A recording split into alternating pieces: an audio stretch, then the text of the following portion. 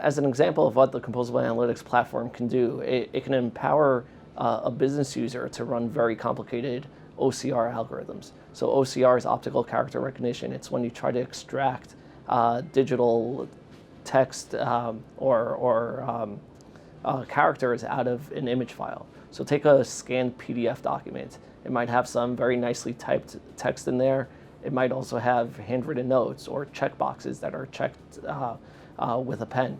So we can create, a business user can create an analytical flow that takes that PDF document and runs it through an analytical application where part of that analytical application would extract out the text in there.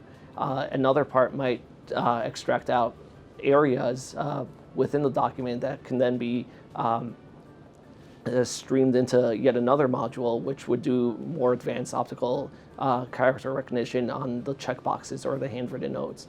And finally, join all that together and input that into your final database or spreadsheet.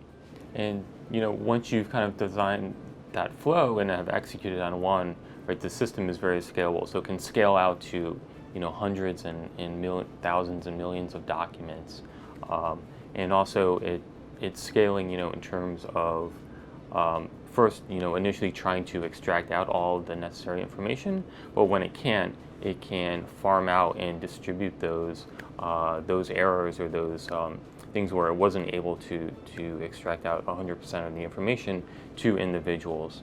The time it takes to actually implement this distributed system is very, very low. So the example we just spoke about is a working example for a very large insurance company here in the Boston area, and they have 500,000 plus files that come from lab reports, doctor's notes that they have to transcribe into digital form so that they can run their analysis and be able to underwrite insurance policies. So in this way, they're able to streamline the entire process.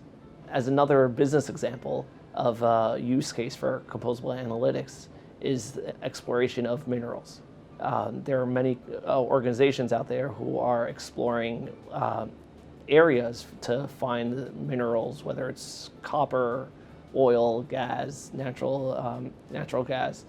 And there are various ways of doing it. One way, which is the industry standard, unfortunately, is to randomly drill in areas and be able to figure out whether there's anything there or not.